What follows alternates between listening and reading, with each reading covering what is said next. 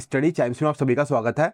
आज हम लोग गवर्नर जनरल और वाइस रॉय का जो टॉपिक है उसके ऊपर में इंपॉर्टेंट क्वेश्चंस देखने जा रहे हैं। हमारा पहला प्रश्न है, भारत के किस गवर्नर जनरल ने 1772 में प्रत्येक जिले में 2 अदालतें निर्मित की, जिनमें से एक फौजदारी अदालत और दूसरी दीवानी अदालत थी? तो इसका सही उत्तर हमारा option number A, Warren Hastings. तो वॉरेन हेस्टिंग्स ने 1772 में बंगाल में जो न्यायिक सुधार थे ना, उनके तहत प्रत्येक जिले में 2 प्रकार की अदालतें स्थापित की थी। पहली थी हमारी दीवानी अदालत यानी कि हमारी सिविल कोर्ट। इसके अंदर में जितने भी राजस्व यानी कि जो रेवेन्यू और जो नागरिक मामले थे ये उनके लिए बनाई गई थी। और दूसरी थी हमारी फौजदारी अदालत यानी कि क्रिमिनल कोर्ट, ये जितने भी आपराधिक मामले थे उनके लिए बनाई गई थी। वॉरेन हेस्टिंग 1773 के अंदर में जो रेगुलेटिंग एक्ट पास हुआ था उसके बाद में बंगाल का पहला गवर्नर जनरल बन गया था। इसने द्वैत शासन यानी कि डुअल गवर्नमेंट को खत्म कर दिया था। बंगाल के दोहरे शासन यानी कि द्वैत शासन की जो व्यवस्था थी उसकी जो नीति थी वो किस गवर्नर जनरल के दिमाग की उपज थी? तो इसका सही उत्तर है option number B, Lord Clive. तो रॉबर्ट क्लाइव ने 1765 ईस्वी के अंदर जो इलाहाबाद की संधि हुई थी उसके तहत इस प्रणाली को बंगाल में लागू किया था। इस व्यवस्था के तहत बंगाल के शासन को 2 भागों में बांटा गया था। पहला था हमारा दीवानी, ये राजस्व यानी कि जो हमारा रेवेन्यू होता है ना उसको वसूलने का अधिकार था। और दूसरा था हमारा निजामत, इसके अंदर में प्रशासनिक और जो न्यायिक अधिकार थे यानी कि हमारे एडमिनिस्ट्रेटिव पावर और जुडिशियल पावर। तो कंपनी ने क्या किया था, जो दीवानी के अधिकार थे ना, जो टैक्स वगैरह लेने का अधिकार था वो अपने पास में रखा था, और जो निजामत का अधिकार था यानी कि जो भी प्रशासनिक जिम्मेदारी थी वो नवाब के पास छोड़ दी थी। तो इसका मतलब क्या हुआ, कंपनी जो थी उसके पास में अधिकार थे पर जिम्मेदारी नहीं थी, और नवाब के पास में जिम्मेदारी थी पर कोई अधिकार या कोई पावर नहीं थी। बाद में सन 1772 ईस्वी के अंदर में जो इस द्वैत शासन की समाप्ति की थी वो वॉरेन हेस्टिंग्स ने की थी। किसने ब्रिटिश सरकार की ओर से अफगानिस्तान के मामलों में हस्तक्षेप करने के लिए त्रिपक्षीय संधि पर हस्ताक्षर किए? तो इसका सही उत्तर हमारा option number B, Lord Auckland. ये संधि सन 1838 के अंदर में ब्रिटिश महाराजा रणजीत सिंह और शाह शुजा के बीच में हुई थी। इस संधि का उद्देश्य अफगानिस्तान के अंदर में रशिया के प्रभाव का मुकाबला करना और दोस्त मोहम्मद खान को हटाकर शाह शुजा को गद्दी पर बैठाना था। इसी की वजह से पहला एंग्लो अफगान युद्ध भी हुआ था, ये आपको याद रखना, पहला एंग्लो अफगान युद्ध भी इसी की वजह से हुआ था।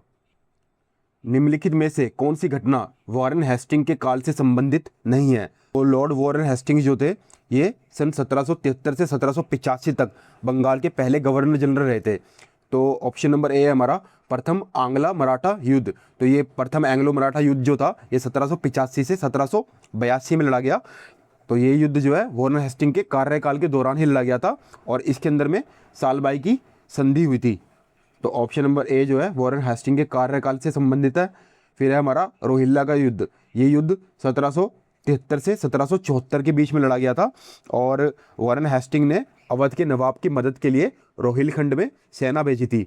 तो ये भी उनके शासनकाल की घटना है। सी हमारा चेतक सिंह की घटना, तो ये सन 1781 के अंदर में हुआ था। ठीक है, बनारस के राजा चेतक सिंह के खिलाफ जो वॉरेन हेस्टिंग्स ने कार्रवाई की थी 1781 में की थी। तो ये भी हमारा सही उत्तर हो जाएगा, ये भी वॉरेन हेस्टिंग के काल से संबंधित है। और ऑप्शन डी हमारा हैलबेरी कॉलेज की स्थापना। तो इंग्लैंड के अंदर में सन 1806 के अंदर ईस्ट इंडिया कॉलेज की स्थापना हुई थी, जिसे हैलबेरी कॉलेज भी कहा जाता था।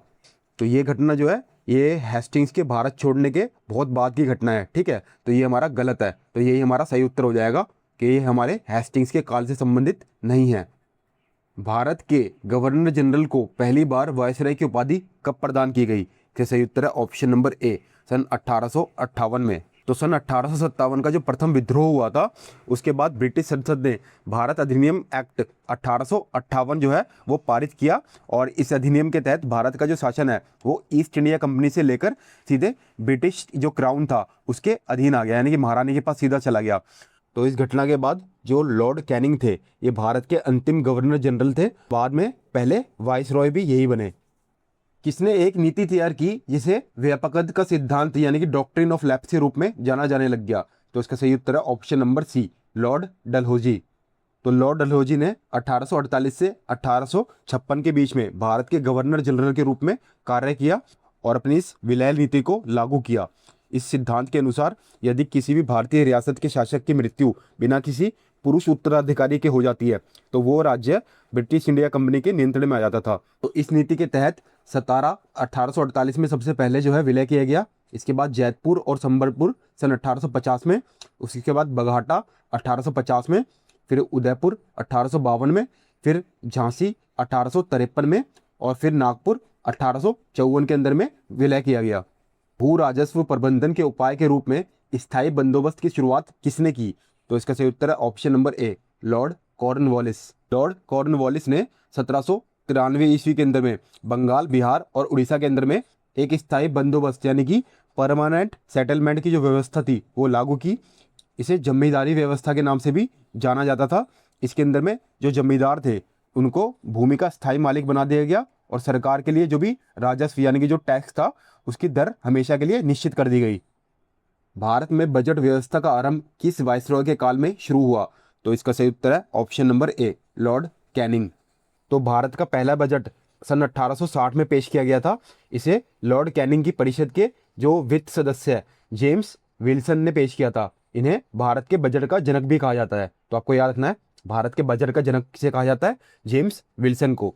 सन 1857 का जो विद्रोह था उसके बाद का जो वित्तीय संकट आ गया था उससे निपटने के लिए ब्रिटिश सरकार ने यह व्यवस्था शुरू की थी। राजस्व प्रशासन को न्यायिक प्रशासन से अलग करने के लिए प्रशासनिक संहिता को किसने डिजाइन किया था? तो इसका सही उत्तर हमारा Lord Cornwallis, option number A.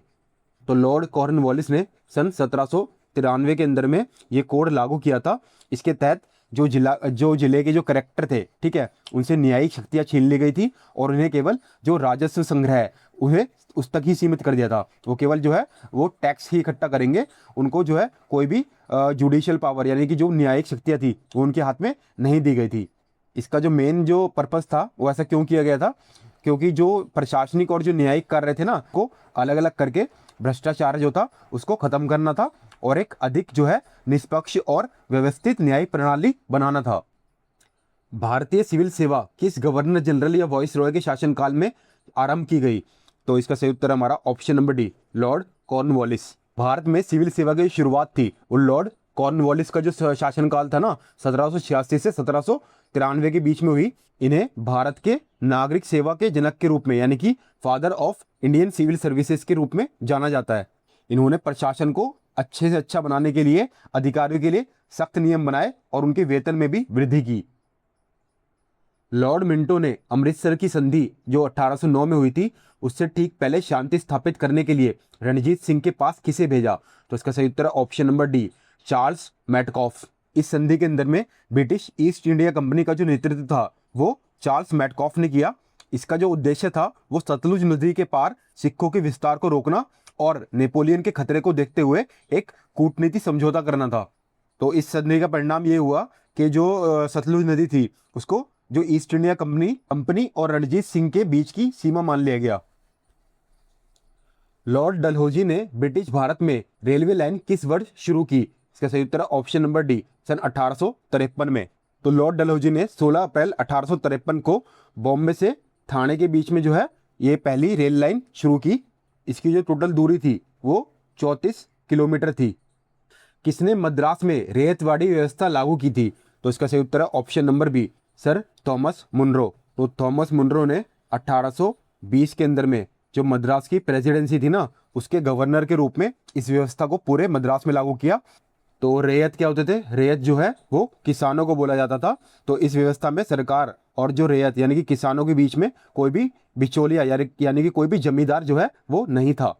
किसान को भूमि का जो है वास्तविक स्वामी माना गया और वे सीधे सरकार को जो है टैक्स यानी कि लगान देते थे। ये व्यवस्था मुख्य रूप से बॉम्बे, मद्रास, असम और कुर्ग के कुछ हिस्सों में लागू की गई थी। महलवाड़ी व्यवस्था किसने तैयार की थी? तो इसका सही उत्तर हमारा option number A, Holt Mackenzie. Holt Mackenzie ने इसे 1822 में तैयार किया था। इस भू राजस्व प्रणाली के अंदर में जो गांव या फिर जो जागीर थे ना उसे महल भी बोला जाता था। ये एक कर निर्धारण करने की एक मूल इकाई के रूप में कार्य करते थे, ठीक है। इसके अंदर में जो व्यक्तिगत जो किसान था वो अपनी जो भूमि का जो है स्वामी था, लेकिन उसकी जो ज़मीन थी उसे अपनी ज़मीन पर पूरे गांव के साथ में एक राजस्व देना पड़ता था। ठीक है, इसमें गांव का जो एक प्रमुख था जिसे लंबरदार या नंबरदार कहते थे, वो हर किसान का जो टैक्स था उसको गिनता था और उसे अंग्रेजी सरकार को जमा कराता था। 1829 में भारत के किस गवर्नर जनरल ने सती प्रथा को अपराधित घोषित करते हुए इसे समाप्त कर दिया था? तो इसका सही उत्तर हमारा option number A, Lord William Bentinck. तो लॉर्ड विलियम बेंटिक ने 4 दिसंबर 1829 को बंगाल सती रेगुलेशन जो है वो पारित किया, जिसके तहत सती प्रथा को आपराधिक हत्या मानकर दंडनीय अपराध बना दिया गया। हमारे अदर ऑप्शन है वो भी देख लेते हैं। लॉर्ड डलहौजी जो थे ये व्यापकता सिद्धांत यानी कि डॉक्ट्रिन ऑफ लैप्स के लिए फेमस थे, और जो लॉर्ड वेलेस्ली थे ये अपने सहायक संधि नीति के लिए प्रसिद्ध थे, और लॉर्ड कॉर्नवालिस इन्होंने स्थायी बंदोबस्त किया था। लॉर्ड मैकॉले साधारणतः भारत में क्या लाने से संबंधित हैं? तो उसका सही उत्तर ऑप्शन नंबर सी, अंग्रेजी शिक्षा। तो लॉर्ड मैकॉले ने 1835 के अंदर में अपना फेमस मैकॉले मिनट जो है वो प्रस्तुत किया, जिसके बाद भारत में अंग्रेजी को शिक्षा का माध्यम बनाया गया। लॉर्ड मैकॉले जो है वो साधारणतः भारत में अंग्रेजी शिक्षा या पश्चिमी शिक्षा लाने से संबंधित हैं। इनका जो उद्देश्य था वो भारत के अंदर में ऐसे वर्ग को तैयार करना था जो रक्त और रंग में भारतीय हो, लेकिन स्वाद, विचार और नैतिकता में अंग्रेजी हो। उन्होंने पारंपरिक संस्कृत या फारसी शिक्षा के बजाय जो वेस्टर्न साइंस और साहित्य को बढ़ावा दिया। और आपसे एक क्वेश्चन और पूछा जा सकता है कि जो आईपीसी है यानी कि भारतीय दंड संहिता, इसका जो ड्राफ्ट है वो किसने बनाया था? तो उसका उत्तर भी मैकॉले ही होगा हमारा। ठीक है, मैकॉले ने जो है पहला जो आईपीसी था हमारा भारतीय दंड संहिता उसका ड्राफ्ट तैयार किया था, और इन्हें जो है भारत के पहले लॉ मेंबर के रूप में भी जाना जाता है। आज हमने भारत के गवर्नर जनरल और वाइस रॉय के ऊपर में इंपॉर्टेंट क्वेश्चन देखे। मैं आशा करता हूँ कि आपको ये क्वेश्चन काफ़ी अच्छे लगे होंगे। धन्यवाद।